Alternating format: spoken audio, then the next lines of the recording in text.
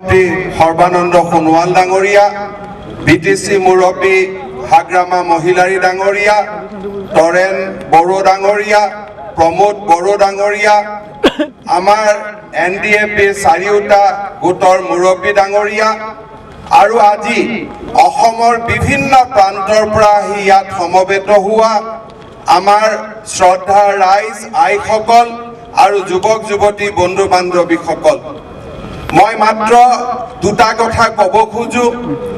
উত্তৰ পূৰ্বত স্থায়ী শান্তি উভতাই আনি ভাৰতৰ নৱোদিত সূৰ্যৰূপে উত্তৰ পূৰ্বক এক অগ্ৰণী ভূমিকা দিবলৈ প্ৰধানমন্ত্ৰী নৰেন্দ্ৰ মোদী ডাঙৰীয়াই আপ্ৰাণ প্ৰচেষ্টা চলাই আহিছে। যোৱা মাহটোত মিজোৰামৰ পৰা দুখ আৰু কষ্টত ত্ৰিপুৰাত 20 বছৰ ধৰি নিৰাশ্ৰয় অনাহাৰে দুখে কষ্টই বাস কৰা ব্ৰু ভাই ভনীসকলক স্থায়ী শান্তি আবাস এটা সম্ভ্ৰান্ত জীৱন দিবলৈ প্ৰধানমন্ত্ৰী নৰেন্দ্ৰ মোদী ডাঙৰীয়াই ঐতিহাসিক ব্ৰু চুক্তি সমাপন কৰিলে। ব্ৰু চুক্তিৰ কেইদিনমান পিছত 1966 চনত PTCয়ে দাবী কৰা উদয়াচল 87ত বডোফা উপেন্দ্ৰনাথ ব্ৰহ্মই দাবী কৰা বড়োলেণ্ড আন্দোলনৰ এক সফল সমাপ্তি যোৱা 27 জানুৱাৰীত মোদী ডাঙৰীয়াৰ নেতৃত্বত সম্ভৱ হ'ল। অসমৰ ভৌগোলিক অখণ্ডতা ৰক্ষা কৰি অসমৰ ভৌগোলিক অখণ্ডতাৰ মাজত বড়োলেণ্ডলৈ সৰ্বাত্মক ক্ষমতা বিকেন্দ্ৰীকৰণৰ এক নতুন প্ৰচেষ্টাৰ দ্বাৰা মোদী ডাঙৰীয়াই বড়োলেণ্ডলৈ নহয় সমগ্ৰ অসমলৈ শান্তিৰ এক নতুন বতৰা কঢ়িয়াই আনিলে। আজিৰ এই মুহূৰ্তত সমগ্ৰ অসমবাসীৰ হৈ সমগ্ৰ উত্তৰ পূববাসীৰ হৈ প্ৰধানমন্ত্ৰী নৰেন্দ্ৰ মোদী ডাঙৰীয়াক আমি ধন্যবাদ আৰু অভিনন্দন জনাইছো। ইয়াৰ লগত আজিৰ এই দিনটোত সেইগৰাকী ব্যক্তিলৈ মই কৃতজ্ঞতা জনাইছো, ভাৰতৰ গৃহমন্ত্ৰী অমিত শ্বাহ ডাঙৰীয়া, যাৰ প্ৰচেষ্টাত আজি আমাৰ এই চুক্তি সম্পন্ন হ'ল।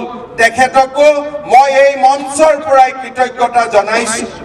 আজিৰ এই মঞ্চৰ পৰাই মই অসম সংযুক্ত মুক্তি বাহিনীয়ে হওক বা আন যিসকল এতিয়া উত্তৰ পূবৰ সংগঠন এতিয়াও শান্তি আলোচনালৈ অহা নাই, বিশেষকৈ মই সংযুক্ত মুক্তি বাহিনী অসম স্বাধীনকো এই আলোচনাৰ মেজলৈ আহিবলৈ অত্যন্ত বিনম্ৰতাৰে সৈতে আহ্বান জনাইছো। কাৰণ আজি আমি অসমক স্থায়ী শান্তি লাগে, অসমক ভাৰতৰ 5খন সৰ্বশ্ৰেষ্ঠ ৰাজ্যৰ ভিতৰত এখন হিচাপে নিৰ্মাণ কৰিব লাগে আৰু মোদী ডাঙৰীয়াৰ নেতৃত্বত সেয়া সম্ভৱ। मैं पुनः एबार मोदी जी को असमवासी और उत्तर पूर्ववासियों का ओर से बहुत बहुत धन्यवाद देता हूं। आपने ब्रू लोगों को 20 साल का बाद आपने न्याय दिलाया और हमारा बोरो हो बोरो हो, मैं बोरो टर्म्स यूज नहीं करना चाहता हूं, बोरोलैंड का सब जाति और उपजाति को आपने न्याय दिलाया, शांति दिलाया और आपने असम को बहुत आगे ले जाने का एक नया सपना आपने सार्थक किया। मैं पुनः आपको बहुत बहुत धन्यवाद देते हुए आरो एक बोरोलैंड आंदोलनत जी 4000 लोकर मृत्यु হৈছিল সেই সকল লোকৰ প্ৰতি মোৰ পুনৰ এবাৰ শ্ৰদ্ধাঞ্জলি জনাই সকলোৰে পিতৃ মাতৃ শ্ৰীচৰণত সেৱা জনাই মই মোৰ বক্তব্যৰ সামৰণি মাৰিছো।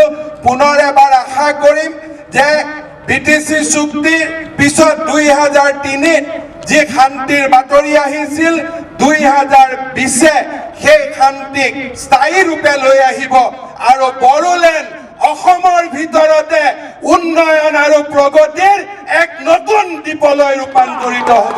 ধন্যবাদ। জয় হিন্দ, বন্দে মাতৰম। মোৰ লগত সকলোৱে একেলগে ক'ব, ভাৰত মাতা।